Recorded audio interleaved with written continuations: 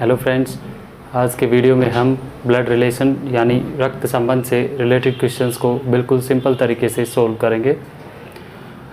जैसा कि आप जानते हैं कि इससे पहले भी मैं एक वीडियो क्वेश्चन आंसर्स का बना चुका हूं और आज के वीडियो में कुछ डिफरेंट क्वेश्चंस मैंने लिए हैं, उनको मैं बताऊंगा, जिससे कि हमारा जो बेसिक मैंने पिछले जो वीडियो में आपको समझाया है बेसिक चीज़ें, जो एरोज़ का यूज़ करके किस तरीके से हम ईज़िली क्वेश्चंस को सोल्व करेंगे, जिस तरीके से मैंने आपको लास्ट वीडियो में बताया है, तो वो कॉन्सेप्ट रिवीजन होने से हमारा वो कॉन्सेप्ट काफ़ी स्ट्रॉन्ग हो जाएगा। और ये क्वेश्चन भी थोड़े डिफरेंट हैं, तो आइए एक एक करके मैं आपको बिल्कुल सिंपल तरीके से बताता हूँ। और आप अगर मेरा पिछला वीडियो अगर देखना चाहें तो आप देख सकते हैं, डिस्क्रिप्शन में लिंक दी हुई है ऑलरेडी। अभी देखिए, फर्स्ट क्वेश्चन मैं आपको बताता हूँ। जिस अप्रोच से मैंने बताया है, बिल्कुल सिंपल अप्रोच से, उसी तरीके से हम हल करते हुए इनको चलेंगे। अगर आपको बेसिक जानना है तो अगर आप नए स्टूडेंट हैं तो प्रीवियस वीडियो आप देख लीजिए। बाकी अभी मैं क्वेश्चन नंबर 1 से यहाँ पे स्टार्ट करता हूँ, ठीक है। अभी देखिए क्वेश्चन नंबर 1 में देखिए, ई सी की पत्नी है, ठीक है, ये दिया है ई सी की पत्नी है, ठीक है। तो अभी देखिए ये सी हो गया, और अगर ई सी की पत्नी है तो वो सेम जनरेशन में होगा। तो सेम जनरेशन के लिए मैंने क्या बताया था, ऐसे ये वाला एरो आप दिखाएंगे, ठीक है। और मेल फीमेल के लिए मैंने ऑलरेडी बताया था कि मेल के लिए आप प्लस लिख लीजिए छोटा सा नीचे, और फीमेल के लिए माइनस लिख लीजिए, जिससे पता चल जाए कि वो मेल है कि फीमेल है, ठीक है। तो इतना आपको समझ गए होंगे कि जो है ई वो सी की पत्नी है, ठीक है, ये हो गया। उसके बाद क्या दिया है कि ए बी की बहन है। अभी देखिए इसका कुछ हमको पता नहीं है, ए बहन भाई के लिए भी हम सेम जनरेशन में इसी एरो का यूज़ करेंगे। तो यहाँ पे तो हमने पति पत्नी इनका लिख दिया है, अभी बहन का थोड़ा सा हम नीचे लिख लेते हैं, जो है यहाँ पे ए लिख लेते हैं। उसके बाद आपका ए बी की बहन बताया गया है, ठीक है। तो यहाँ पे ये वाला एरो लगाएंगे, यहाँ पे बी लिख लेंगे, ठीक है। तो बी यहाँ पे पुरुष होगा क्योंकि ये इसका भाई है, और ए इसकी बहन है, तो इसके लिए माइनस लगा लो, पता चल जाएगा। फीमेल के लिए माइनस, मेल के लिए प्लस, ठीक है। तो इतना क्लियर आपका हो गया है। उसके बाद क्या दिया है, सी डी का पुत्र है, ठीक है। ये जो सी दिया है वो डी का पुत्र है, तो इसका मतलब डी जो है वो सी का पिता हो गया। तो पिता के लिए क्या मैंने क्या बोला था, ये वाले एरो का, ऊपर वाले एरो का यूज़ करेंगे, तो डी लिख दीजिए यहाँ पे आप डी लिख दीजिए। तो ये हो गया, डी इसका पिता हो गया। पिता के लिए यहाँ पे आप प्लस लगा लीजिए, पता चल जाएगा कि मेल है, ठीक है। उसके बाद आपका क्या दिया है कि ई ए की माँ है, ठीक है। जो ई है वो ए की माँ है, ठीक है। तो यहाँ पे देखिए, यहाँ पे जो ये ई है वो ए की माँ है, तो ठीक है। तो ये दोनों फीमेल है, और यहाँ पे मैं माँ लिख देता हूँ, जो है ई ए की माँ है, ठीक है। ई की तरफ एरो कर देना है, तो माँ लिख दिया मैंने यहाँ पे। उसके बाद आगे देखो क्या दिया है, सी बी का पिता है। अभी देखिए ये सी और ई पति पत्नी है, ये तो क्वेश्चन में ऑलरेडी दिया है। तो जो सी है वो बी का पिता है, ठीक है। अभी देखना बताता हूँ, यहाँ पे ये आपका हो गया पिता, ये पिता हो गया, ये एरो मैं सी की तरफ लगा देता हूँ, बी का पिता है। अभी देखिए आप क्लियरली समझ गए होंगे कि ये तो इस दोनों पति पत्नी हो गए, सी और ई आपके पति पत्नी हो गए, ये तो क्लियर हो गया है। अभी देखिए जो ए है वो बी की बहन है, ठीक है, और जो ई है वो ए की माँ है, मदर है, ठीक है। तो इसका मतलब क्लियरली आप समझ गए होंगे। और बी का फादर जो है सी है, तो इसका मतलब जो है ये दोनों हैं, इनके 2 बच्चे हो गए, एक आपका लड़की हो गई, एक लड़का हो गया, ठीक है। जो ए है वो इनकी लड़की हो गई, सी और ई की दोनों की, ठीक है। और ये जो बी है वो भी इनका सी और ई का बेटा हो गया, और ए बेटी हो गई, ठीक है। इतना आपको समझ गए होंगे। और जो सी का ये फादर है, ठीक है, तो ई के ये ससुर जी हो गए, और सी के ये फादर डी के दी आई है, डी जो है। अभी देखिए हमको क्या पूछा है, अभी देखिए इतना आप बना लेंगे एरो से तो आपका काफ़ी सिंपल हो जाएगा। अभी देखना, ए का डी से संबंध पूछा है, ठीक है। तो डी आपका यहाँ पे है, ये डी है, ठीक है, और डी का ए से संबंध पूछा है, ठीक है। तो जो ए है वो तो सी की बेटी है, और जो डी है वो सी का फादर है। तो ये जो है ए का डी से रिलेशन इनसे पूछा है, तो क्या हो जाएगा, ए का रिलेशन डी से क्या है, तो ये इसकी पोती हो जाएगी, ठीक है।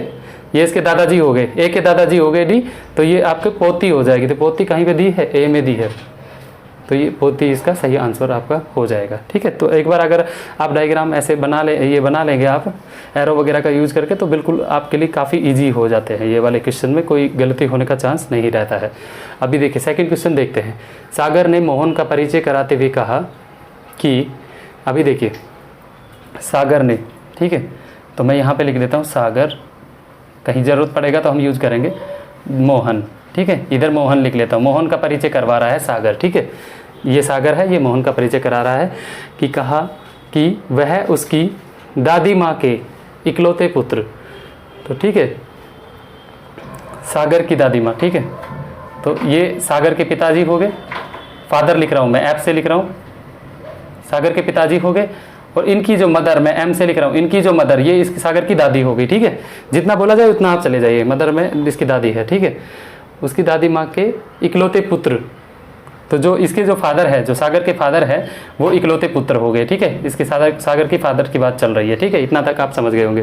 के इकलौते साले, अभी देखिए के इकलौते साले, तो अभी देखिए साला कौन होता है, वाइफ का जो भाई होता है वो साला होता है, ठीक है। तो अभी देखिए इसकी जो यहाँ पे मैं डब्लू लिख रहा हूँ, इसकी वाइफ होगी, दी हुई नहीं है, मान लीजिए वाइफ होगी, और जो वाइफ का भाई होगा, ठीक है, जो इसका साला होगा, ठीक है, ये इसका साला होगा, ठीक है, साला हो गया, ठीक है।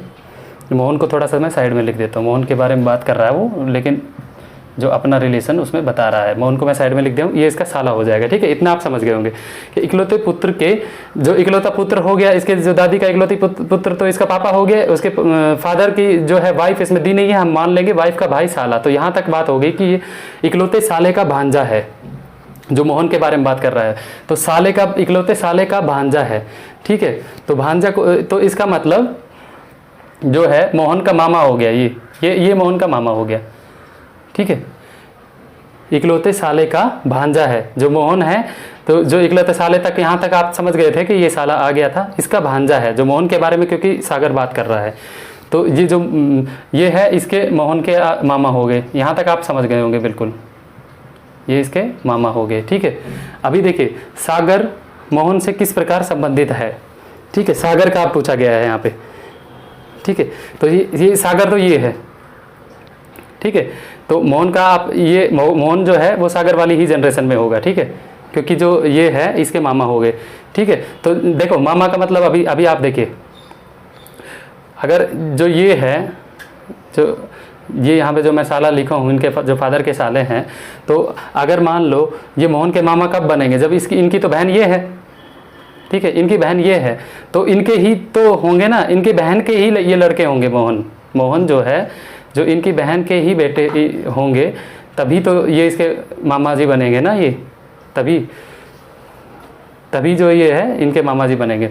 तो ठीक है, तो इसका मतलब क्या हो गया, जो मोहन है वो सागर का और मोहन का क्या रिलेशन हो जाएगा, तो ये आपका आ जाएगा भाई आ जाएगा, आपका ए में दिया है भाई, तो भाई हो जाएगा, ठीक है। तो इसमें ममेरा भाई भी दिया है कन्फ्यूजन करने के लिए, तो ममेरा भाई इसमें नहीं होगा। तो आप आई होप समझ गए होंगे जो मैं बताना चाह रहा हूँ आपको। उसके बाद अभी चलते हैं थर्ड क्वेश्चन की तरफ। थर्ड क्वेश्चन में देखो क्या दिया है कि राम श्याम का भाई है, ठीक है। तो आप क्या करना है, राम लिख लीजिए और श्याम लिख लीजिए। भाई बहन के लिए मैंने क्या बताया था आपको, ये वाला एरो का यूज़ करेंगे, सेम जनरेशन में है।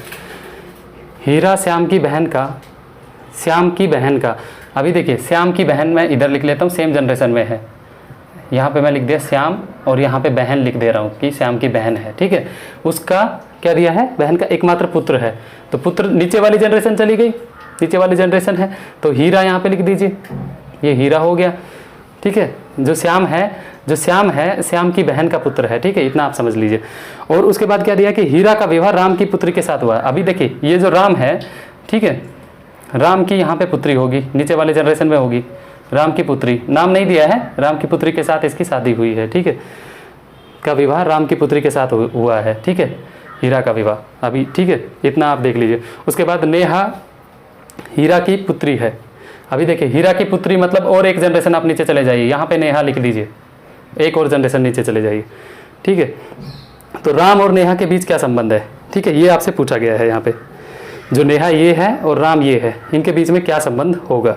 अभी देखिए जो राम की पुत्री के साथ हीरा का विवाह हुआ है, तो ये क्या हो गए, पति पत्नी हो गए, इतना आप समझ गए। क्वेश्चन में दिया है ये पति पत्नी है, जो राम की पुत्री है और हीरा ये पति पत्नी है, ठीक है। और ये अगर मान लो नेहा हीरा की बेटी है तो इसकी भी बेटी होगी, ये होगी कि नहीं होगी, ये दोनों पति पत्नी अगर है तो अगर मान लो राम की बेटी की ये जो हीरा की जो बेटी नेहा है, तो अगर इसकी भी होगी ये बेटी नेहा, ठीक है, इतना आप समझ गए। और जो है राम जो है नेहा की मम्मी के पिताजी है, इसके फादर है, मम्मी के फादर है। तो मम्मी के फादर आपके क्या क्या लगते हैं? मम्मी के फादर क्या हो जाएंगे? नाना हो जाएंगे। तो अभी क्या पूछा है यहाँ पे, राम और नेहा के बीच क्या संबंध है? तो नाना हो गए और इसको क्या बोल लेंगे? दोहती बोल लेंगे। नाना दोहती का ये आपका रिलेशन हो जाएगा। तो ये बी आपका आंसर आ गया। देखिए कितना आप अगर ऐसे आप अगर एरो के हिसाब से अगर चलेंगे तो आप काफ़ी क्विकली और काफ़ी इजीली इस प्रकार के क्वेश्चंस को सोल्व कर पाएंगे। अभी आप फोर्थ क्वेश्चन देखिए, यहाँ पे दिया है कि एक आदमी का परिचय देते हुए एक महिला ने कहा, देखिए आप यहाँ पे लिख लीजिए महिला, ये आपकी होगी महिला और ये आदमी हो गया, ठीक है, आदमी जो भी दिया जाए लिख लीजिए आप। तो महिला एक आदमी का परिचय दे रही है, इस आदमी का परिचय दे रही है कि इसके ससुर, अब देखिए ये जो आदमी का ससुर होने के लिए इसकी वाइफ होनी चाहिए, बिल्कुल समझ रहे होंगे, वाइफ होनी चाहिए और वाइफ के फादर हो गए इसके ससुर, ठीक है, यहाँ तक आप समझ रहे होगे। फादर को मैं एफ लिख देता हूँ, ठीक है, यहाँ तक आप समझ रहे होगे बिल्कुल। तो इसके फादर होने चाहिए, ये हो गए, ठीक है। महिला ने कहा कि इसके ससुर के पिता, अभी देखिए इसके ससुर के भी पिता, तो ये ऊपर हो गए, ठीक है, ये हो गए इसके ससुर के भी पिता, और ऊपर एक जनरेशन चले जाओ आप, ठीक है। मेरे ससुर है ये बोल रही है। अब देखिए इसका ससुर होने के लिए इसका हस्बैंड होगा, यहाँ तक आप समझ रहे हो, मैथ से दिखा रहा हूँ, हस्बैंड होगा और इसके हस्बैंड के फादर होंगे, ठीक है, ये इसके ससुर होंगे। तो अभी ये क्या बोल रही है कि जो यहाँ पे जो ये आए हैं, ये जो आए हैं और ये जो यहाँ पे इसके ये आए हैं, ये सेम है, ठीक है। क्या बोले, इसके ससुर के पिता मेरे ससुर है, कि मतलब जो यहाँ पे देखिए इस ये आदमी की बात कर रही, तो इसके ससुर के पिता तो ये हो गए और मेरे ससुर है। तो अभी देखिए जनरली क्या है कि कहीं ना कहीं हमको एरो से करने में कहीं ना कहीं रिलेशन मिल जाता है, लेकिन इस क्वेश्चन में हमको कोई रिलेशन मिल नहीं रहा है, तो हम कैसे करेंगे? देखिए अभी दोनों में कहीं कोई रिलेशन नहीं है। ये आदमी ये महिला आदमी के बारे में बात कर रही थी तो उसका अलग आ गया है, यहाँ पे पूरा एरो के साथ अलग बन गया है इधर, और जो महिला अपना बता रही कि मेरे भी वो ससुर है, तो ये अलग आ गया है। अभी इस कंडीशन में आपको थोड़ा सा दिमाग लगाना है। अभी देखिए सेकंड पार्ट में क्या बोला कि वो महिला के भी ससुर है, जो ये आए हैं, देखिए ये जो इस आदमी के ससुर के पिताजी आए हैं, ये वाले इधर जो मैंने यहाँ पे बना रखा है, तो ये महिला के भी ससुर होने के लिए, अभी देखिए महिला के भी ससुर होने के लिए कि यहाँ पे देखिए इनकी वाइफ होना पड़ेगा। ये जो महिला बात कर रही है, इनको जो ये इस आदमी के जो ससुर है उनकी वाइफ होना पड़ेगा, ठीक है, इतना आप समझ रहे होंगे। तभी तो ये जो है जो इनके जो इस आदमी के ससुर के जो पिताजी है, तभी उस कंडीशन में ही इसके भी ससुर हो सकते हैं। देखिए एक ही कंडीशन है, इसी कंडीशन में हो सकते हैं। तो अभी देखिए, अभी आप देखिए, अभी जो इस आदमी की जो वाइफ हमने ये मानी थी, ठीक है, जो ये वाइफ के ये फादर है, ठीक है, और इस जो औरत बात कर रही है उसको ये कंडीशन फुलफिल करने के लिए जो इनका वाइफ बनना पड़ेगा। तो अभी देखिए ये जो है इस आदमी की वाइफ है, ये इनकी बेटी है, इनकी जो मैं एफ यहाँ पे ये फादर लिखा हूँ, इनकी बेटी है। तो अगर जो औरत बात कर रही है वो अगर इनकी वाइफ बनेगी तो ऑब्वियसली इसकी भी तो बेटी होगी, ये जो यहाँ पे मैं लिखा हूँ।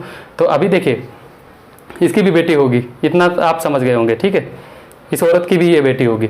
अभी देखिए जो बेटी का पति, अभी देखिए ये जो आदमी जिसके बारे में बात कर रही है, तो वो इसकी बेटी का पति है। जो औरत की ये आ गई, ये स्थिति आप क्लियरली समझ गए हैं, औरत की स्थिति ये होनी चाहिए और इस औरत की ये बेटी है, क्योंकि जो यहाँ पे हम यहाँ पे बनाए हैं फादर, तो क्योंकि ये इनकी बेटी है, तो अगर ये इनकी वाइफ बन रही है तो ये इनकी भी बेटी होगी। यहाँ तक आप समझ गए होंगे।